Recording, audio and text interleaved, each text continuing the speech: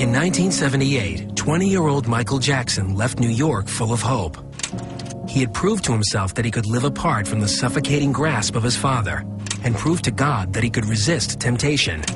Michael buried the pain of his childhood deep inside and returned to L.A. determined to become bigger than the Jackson 5. He had become a man. This was the cat who was running the show. Michael had this concept of becoming the biggest star on the planet. And Michael wanted his own lawyers. Michael wanted his own managers. Michael wanted his own record deal. We're honoring Michael tonight for the phenomenal success he enjoys around the world. At Epic Records, Walter Yednikoff convinced Mike that solo success was his best revenge against Papa Joe. He once said to me, you know, I've accomplished a lot. And my father has never told me that he's proud of me. And I became daddy. And I said, come here, Michael, let me give you a hug. And let me tell you how proud everyone in the pop music field is of you. And the fact is, you are the #1 pop star in the entire world. By 1980, Michael's Off the Wall album had made him millions. He used his fortune to buy Havenhurst, the Jacksons' Encino mansion. Papa Joe got the cash, and Mike got to rebuild his childhood from scratch. When the son suddenly owns the house that the father is living in, things change a lot.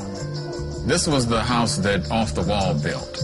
It was everything that Mike wanted in a house. If somebody had the means to recreate a childhood, you could create a childlike environment and be like a kid in a candy store. Does it really help that emptiness inside? Unfortunately, it does not. Michael's desperate vision included everything he never had in Gary, Indiana. And instead of being crammed into a triple bunk bed, Mike built his own wing. Oh, man, why don't you guys tell me you were shooting? I'll be right down. 1 sec, okay? It was always a lot of fun going up there, though, because you never knew what you were going to see. You never knew what, wacky Disney character was going to maybe meet you at the gate. If the first step in Michael's delusional spending spree was to create a dream version of 2300 Jackson Street, the next was to fill it with the playmates he was denied as a child. Cameraman Stephen Howell took these rare home movies of Michael's new best friends. All of a sudden, these 3 vans drive up, and next thing you know, there's the 7 doors, like you would see at Disneyland, are getting out of the van. And they frolic into his house. At that time, I'm going, this is too wild. The water fountain that's in front of his house is actually his wishing well. So they all went out there and they were doing their little, wish. Michael always said, capture the magic. So I was capturing the magic on film. As a child, Michael shared pets with his siblings. But in his reinvented youth, Mike populated his suburban palace with a Noah's Ark all his own. Everything went upscale, man. You went from having a regular old German Shepherd to having an exotic chimp hanging around the joint that wore clothes. Mr. Tibbs was the ram. Louis the llama. He's a charming, sweet animal. Say hi, Louis. Let him see your beautiful ears. You would see giraffes, and the neighbors were always very upset because it smelled bad up there. It did. It's not a zoo. It's somebody's home in Encino. With his millions, Michael could finally buy Katherine Jackson the happiness he thought she deserved. So in 1984, Mike threw his mother the birthday party of her dreams. Don't look so sad. It's one of your favorite songs. I know it's hard.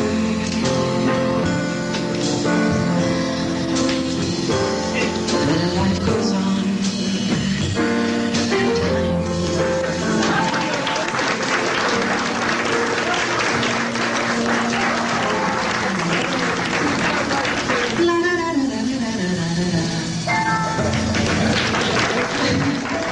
Though Michael's generosity was angelic, Catherine's bash violated a Jehovah's Witness taboo. You're going, wait a minute.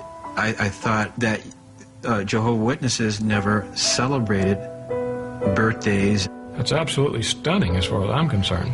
If a person celebrates a birthday, they face sanction because they are doing something that's associated with pagan origins. Catherine soothed her son's guilt by insisting her presents be wrapped in brown paper bags.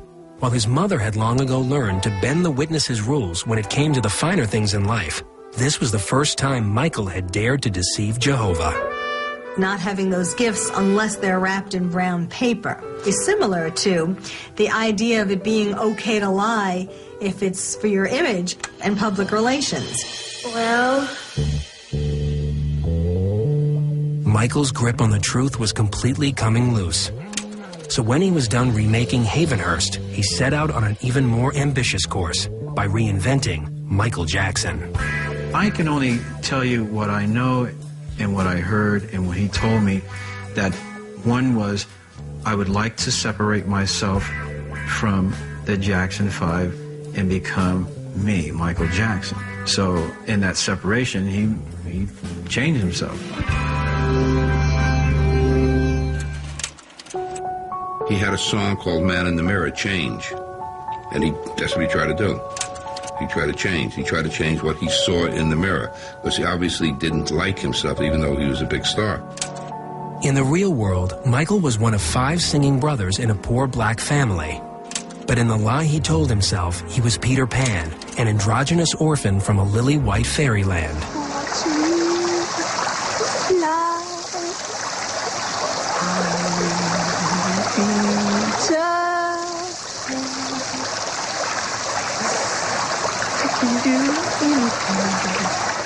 Step 1 in Michael's transformation was to streamline the feature that reminded him most of his father.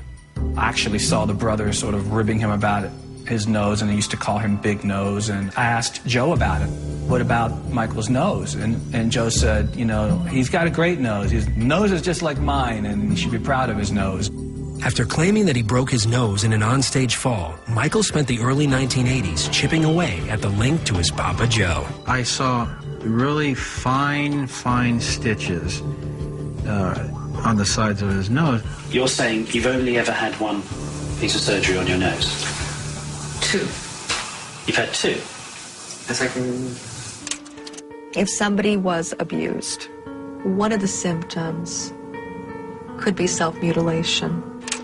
Cosmetic surgery, especially on the same body part, over and over, this signals to me big time something is going on here that's not just about wanting to look good. As his face took on an elfin shape, Michael's skin also got lighter in tone. Mike claimed to have a skin disease that turned him from black to white. They said I was putting on cream to make myself lighter. That's not true.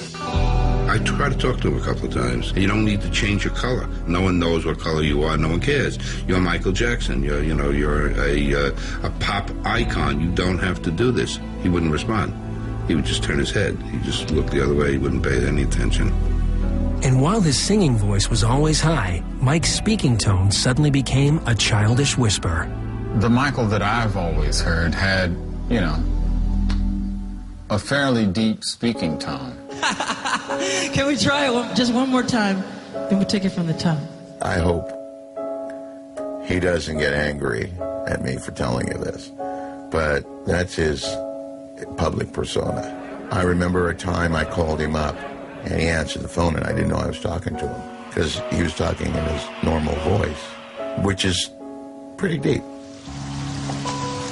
By 1984, Michael Jackson was living his fantasy full-time, but his quest to become the little boy of his dreams had one fatal flaw, because after all the pain and expense, the new improved Mike still lived under the same roof as his old Papa Joe. One morning I walked in there, and I don't know if he could have been startled or whatever, but next thing you know, Joe had an Uzi in his hand. It's not cut, okay, take 2, it's a fake gun, this was for real.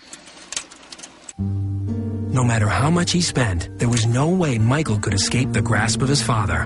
Whatever happened in that tiny house back in Gary formed a bond stronger than Mike's urge to flee from the man he despised, yet couldn't live without. Children who have been abused, because they don't want to believe that they weren't loved by their abuser, They make up all these excuses.